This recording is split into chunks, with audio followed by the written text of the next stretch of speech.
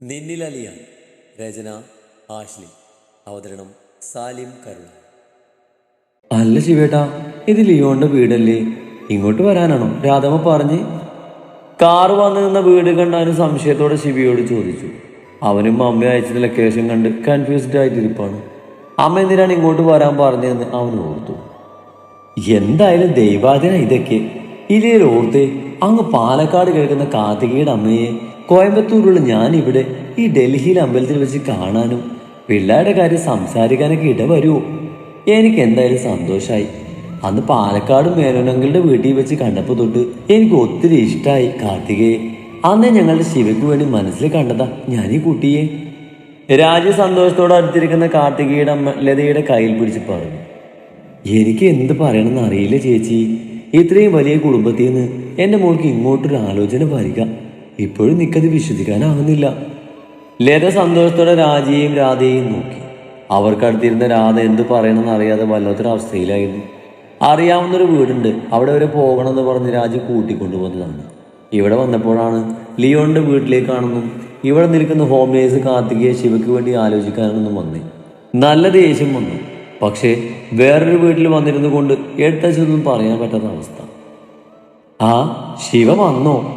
അകത്തേക്ക് കയറി വന്ന് ശിവയെ കണ്ട് രാജു സന്തോഷത്തോടെ വിളിച്ചു. ശിവ ഒന്നും മനസ്സിലാവാതെ ചുറ്റും നോക്കി. അവന്റെ കണ്ണുകൾ അമ്മയിലേക്കും ഒന്നും മിണ്ടാതെ കുനിഞ്ഞിരിക്കുന്ന ലിയോണിലേക്കും ചെന്നു. മോനെ ശിവ, ചിറ്റ എപ്പോഴും പറയാറില്ലേ നിനക്ക് ചേരുന്ന നല്ല പെൺകുട്ടിയെ ചിറ്റ കണ്ടുവച്ചിട്ടുണ്ടെന്ന്? അത് വേറെ ആരുമല്ല ഇന്ന് മോനെ, ഇവിടുത്തെ കാർത്തികയാണ്. രാജി പറഞ്ഞതും ശിവ ഒന്ന് ഞെട്ടി. പെട്ടെന്നെന്തോ താഴെ വീഴുന്ന ഒച്ച കേട്ടതും ശിവയും അവിടെ ഇരുന്നവർ ഞെട്ടിലോടെ നോക്കി. അപ്പോഴാണ് ശിവക്ക് പിറകിലായി നിന്ന് അനുവിനെ അവരെല്ലാം കണ്ടത്. കലങ്ങി തുടങ്ങിയ കണ്ണുകൾ മിഴിച്ച് ഒറ്റ നിൽപ്പ് നിൽക്കുന്നവളെ കണ്ടതും അവിടെ പറഞ്ഞതൊക്കെ അവൾ കേട്ടെന്ന് അവർക്ക് മനസ്സിലായി. അനു, പാതർച്ചയോടെ ശിവ വിളിച്ചതും മനു ഞെട്ടിയവനെ നോക്കി. അത് ശിവേട്ട ഫോണ് വണ്ടി വെച്ചിട്ടാ പോന്നെ. അത് ബെല്ലടിച്ചപ്പോ ഞാൻ എടുത്തോണ്ട് വന്നതാ. വിരക്കുന്ന ചുണ്ടുകളോട് ഇടുന്ന സ്വരത്തിൽ പറഞ്ഞുകൊണ്ട് അനു തന്റെ കയ്യിലുള്ള ഫോൺ ശിവക്ക് നേരെ നീട്ടി. അവനത് വാങ്ങിയതും അവളുടെ കയ്യിൽ നിന്നും താഴെ വീണ ഫയൽ എടുത്തുകൊണ്ട് അവൾ എണീറ്റു. ഞാൻ വീട്ടിലേക്ക് പോവുക. അവനെ നോക്കാതെ പെട്ടെന്ന് പറഞ്ഞതും ശിവ എന്തോ പറയാൻ തുടങ്ങി. ഞാനൊരു ഊബർ വിളിച്ച് പൊക്കോളാം, പോയിട്ട് അത്യാവശ്യമുണ്ടേ. അവനെ പറയിപ്പിക്കാതെ ഇടയ്ക്ക് കയറി പറഞ്ഞ് തിരിഞ്ഞ് നടന്നു അനു. അത് കാണാൻ രാജിയുടെ മുഖത്തൊരു ചിരി പിരിഞ്ഞു. അനു പോകുന്നത് നോക്കി നിൽക്കാനേ ശിവക്ക് പായുള്ളൂ. വൈകിട്ട് ചായ ഇട്ടുകൊണ്ടിരിക്കുകയാണ് നീ. പെട്ടെന്നാണ് കാറ്റ് പോലെ ആരോ വന്നവളെ പിന്നീന്ന് ആഞ്ഞു പോകുന്നത്. പുറത്ത് മുഖമമർത്തി കരയുന്നവളെ മനസ്സിലായതും അനു വെപ്രാളത്തോടെ വിളിച്ച് തിരിഞ്ഞു നീയ. അപ്പോഴേക്കും അനു അവളെ വീണ്ടും കെട്ടിപ്പിടിച്ച് പൊട്ടിക്കരഞ്ഞു. അനു, എന്താണ് നിനക്ക് പറ്റിയേ? എന്തിനാ നീ കരയുന്നേ? നീയ ബലമായി അവളുടെ മുഖം പിടിച്ചു നിർത്തി ചോദിച്ചു. അപ്പോഴും അനു ഒന്നും മിണ്ടാതെ നീയുടെ ദേഹത്ത് കിടന്ന് കരഞ്ഞു. എന്തോ അവൾക്ക് പറ്റിയിരുന്നെന്ന് മനസ്സിലായ നീയ വേഗം ഗ്യാസ് ഓഫ് ചെയ്ത് അനുവിനെയും ചേർത്ത് പിടിച്ച് ഡൈനിങ് ടേബിളിലേക്ക് ഇരുന്നു. പറ മോളെ, എന്താ ഉണ്ടായി? എന്നെ ഇങ്ങനെ ടെൻഷൻ ആക്കല്ല നീ. അനുവിന്റെ മുഖം കൈക്കുമ്പിളിലെടുത്ത് നീയെ ചോദിച്ചതും ഒറ്റ ശ്വാസത്തിൽ നടന്നതെല്ലാം അവളോട് പറഞ്ഞു വന്നു. എല്ലാം കേട്ട് കഴിഞ്ഞത് നീയൊക്കെ ഒരേ സമയം സങ്കടവും ദേഷ്യവും വന്നു. നീ ഈ വെള്ളം കുടിക്ക്. ഒരു ഗ്ലാസ് വെള്ളം അവളുടെ കയ്യിലേക്ക് കൊടുത്തു നീ. ആ വെള്ളം വാങ്ങി കുടിച്ച് കുറെ നേരം മൗനമായിരുന്നു അവർ രണ്ടുപേരും.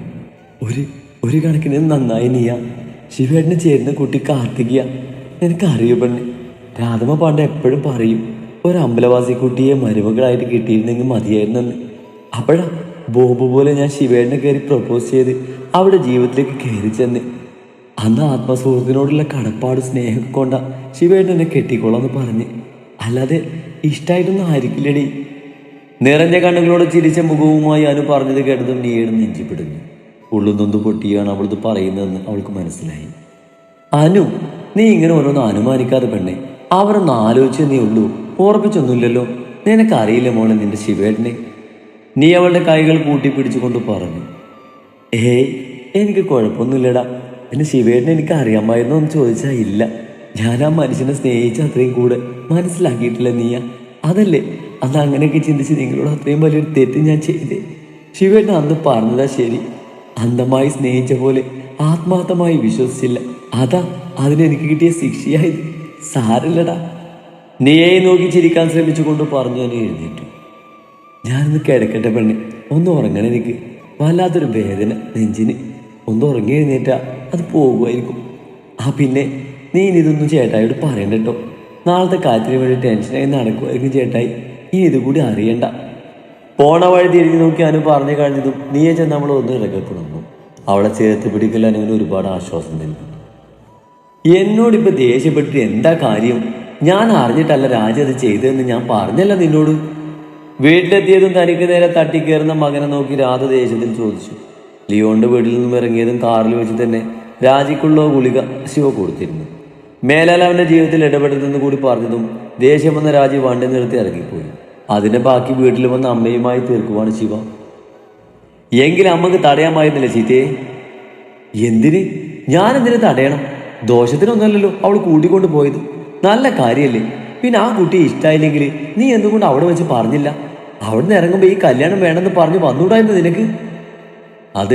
അതെനിക്കിപ്പോൾ കാർത്തികയുടെ അമ്മയുടെ മുഖത്ത് നോക്കി അങ്ങനെ പറയാൻ പറ്റിയില്ല. അമ്മയോട് ഞാൻ പറഞ്ഞതല്ലേ ആ കുട്ടിയെ പറ്റിയുള്ള കാര്യങ്ങൾ മുഴുവൻ. ശരി, കാർത്തികയുടെ അമ്മയോട് പറയണ്ട, എന്നോട് പറ. എന്താ നിന്റെ ഉദ്ദേശം? അനുവിനെ വേണ്ടെന്ന് നീ പറഞ്ഞു. ഓക്കെ, അത് നിന്റെ തീരുമാനം. അനുവിനെ വേണ്ടെന്ന് വെക്കാൻ നിനക്ക് ഒരുപാട് കാരണങ്ങളുണ്ടാകും. ഞാൻ അതൊന്നും തിരക്കുന്നില്ല. പക്ഷേ ഒരു വിവാഹം കഴിക്കുന്നുണ്ടെന്ന് എനിക്ക് അറിയണം ശിവ. മകന് മുന്നിൽ നിന്ന് ദാർശ്യത്തോടെ രാധ ചോദിച്ചതും ശിവക്ക് ഉത്തരം മുട്ടി. അവന്റെ കണ്ണുകൾ പിടിച്ചു. രാധക്കത് മനസ്സിലായി. അനുവിനോട് അവന്റെ ഉള്ളിലെ വികാരം പുറത്തു കൊണ്ടുവരാൻ ഇനി ഇതൊക്കെ പറ്റൂന്ന് അവർ മനസ്സിലോർത്തു. എനിക്ക് പ്രായമായി വരുവാണ്. ആകെയുള്ള മകനൊരു കുടുംബമായി കാണാനുള്ള ആഗ്രഹം എനിക്കുണ്ട്. അതുകൊണ്ട് വിവാഹക്കാര്യത്തിലൊരു തീരുമാനം എടുത്തിട്ട് നീ ഇനി എന്നോട് സംസാരിച്ചാൽ മതി. മിണ്ടാ നിൽക്കുന്ന ശിവയെ നോക്കി കടുപ്പത്തിൽ അത്രയും കൂടെ പറഞ്ഞ് രാധ തന്റെ റൂമിലേക്ക് കയറിപ്പോയി. കലങ്ങി മറിയുന്ന മനസ്സുമായി ശിവ ഒരേ നിൽപ്പ് അവിടെ നിന്നു. പെട്ടെന്ന് അവന്റെ ഫോൺ അടിച്ചു. നീയുടെ പേര് അതിൽ തെളിഞ്ഞതും കണ്ണുകൾ നടച്ചു തുറന്ന് ഒരു ശ്വാസം വിട്ട് അവൻ കോളെടുത്തു. നീയ, ഞാൻ ശിവേട്ടന് വഴക്ക് പറയാനോ അനുവിന് വേണ്ടി എന്നോട് സംസാരിക്കാനല്ല ഞാനിപ്പോൾ വിളിച്ച്. ആ പെണ്ണിന് നെഞ്ച് പൊടിയുന്നത് കണ്ട് സഹിക്കാൻ വയ്യാതെ വിളിച്ചതാ. ഒരു കാര്യം പറയാൻ വേണ്ടി. ശിവ സംസാരിച്ചു തുടക്കം മുന്നേ നീയെ പറഞ്ഞു തുടങ്ങി. ശിവമൗനമായി അവൾക്ക് പറയാനുള്ളത് കേൾക്കാനെന്ന പോലെ നിന്നു. തെറ്റുകൾ എല്ലാവരും ചെയ്തിട്ടില്ലേ ഏട്ടാ? ഞാനും ചെയ്തില്ലേ? കള്ളം പറഞ്ഞില്ലേ ഞാൻ എല്ലാവരോടും? ഞാൻ ആരാണെന്ന് മറച്ചു വെച്ചില്ലേ? ഓരോ തവണ അനു എന്നെയും ശിവേടിനെയും കണ്ട് കാര്യം ചോദിക്കുമ്പോഴും അങ്ങനെയൊന്നും നടന്നിട്ടില്ലെന്നും അവളുടെ മുഖത്ത് നോക്കി പറഞ്ഞു ഞാൻ. കൂടപ്പിറപ്പിനെ പോലെ കാണുന്ന കൂട്ടുകാരി മുഖത്ത് നോക്കി കള്ളം പറയുന്നത്, അവളോട് മാത്രമായി എന്തോ മറച്ചു വെക്കുന്നത്, അതൊക്കെ ഒരു പെണ്ണിന് എന്തോരം വേദനിച്ചെന്ന് ആ പറഞ്ഞില്ല ശിവേട്ട. തെറ്റായി പോയത്. പലപ്പോഴും അവളോട് സത്യം പറയാൻ തുടങ്ങി എന്നെ അന്ന് തടഞ്ഞത് ശിവേട്ടന. ഒന്ന് ആലോചിച്ച്, അന്ന് അനുവോടെങ്കിലും എല്ലാം പറഞ്ഞിരുന്നെങ്കിൽ അവളിൽ നിന്നൊരു ചതി ഉണ്ടാകുമായിരുന്നു.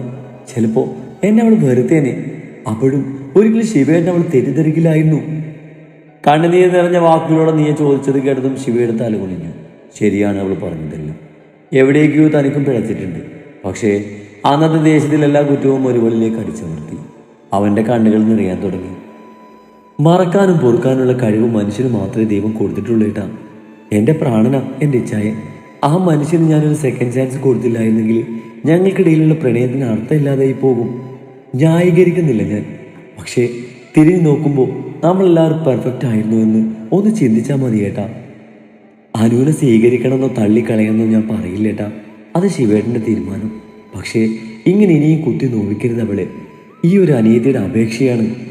അത്രമാത്രം പറഞ്ഞ് നീ ആ ഫോൺ കട്ട് ചെയ്തതും തകർന്ന മനസ്സുമായി അവിടെ സോഫയിലേക്ക് ഇരുന്നു പോയി ശിവ. കണ്ണുകൾ നിറഞ്ഞൊഴുകിയപ്പോൾ അവൻ്റെ ഉള്ളിൽ അനു മാത്രമായിരുന്നു. അങ്ങേ തലക്കിൽ ശിവയുടെ കോള് വെച്ച ശേഷം നീയും തനിക്കടുത്തിരുന്ന ആൽഫിയുടെ നെഞ്ചിലേക്ക് വീട് പൊട്ടിക്കരഞ്ഞു. സോറി ചോ, എനിക്ക് സഹിക്കാൻ വയ്യാതെ വന്നതുകൊണ്ടാ ശിവേട്ടനോട് ഞാൻ അത്രയും പറഞ്ഞ്. അവൻ്റെ നെഞ്ചിൽ കിടന്ന് ഏങ്ങലടിച്ച് അവൾ പറഞ്ഞതും, ഏയ് സാരല്ല പെണ്ണെ, എനിക്ക് മനസ്സിലാവും. നീ എനിക്ക് കുറച്ച് സമയം താ. നാളൊരു ദിവസം എനിക്കെത്ര പ്രിയപ്പെട്ടതാണെന്ന് നിനക്കറിയാലോ. നാളൊന്ന് കഴിയട്ടെ. ശിവയുടെയും അനുവിൻ്റെയും കാര്യത്തിൽ ഞാനൊരു തീരുമാനമെടുക്കാം. നീയെ മുറുകെ പൊതിഞ്ഞു പിടിച്ചു ആൽഫി പറഞ്ഞു. പ്രോമിസ്? അവൻ്റെ നെഞ്ചിൽ നിന്ന് മുഖമുയർത്തി നിറകണ്ണുകളോട് അവൾ ചോദിച്ചതും ആൽഫി അവളുടെ നെറ്റിയിൽ അമർത്തി മുത്തി. അവൻ്റെ പ്രോമിസ് അതാണെന്ന് മനസ്സിലായ പെണ്ണിൻ്റെ മുഖത്ത് ഒരു ചെറിയ ചിരി പിന്നി. രാത്രി ആ വലിയ വീട്ടിലെ തൻ്റെ മകളുടെ റൂമിൻ്റെ വാതിൽ പതിയെ തുറന്ന് അകത്തേക്ക് നോക്കി സ്റ്റീഫൻ.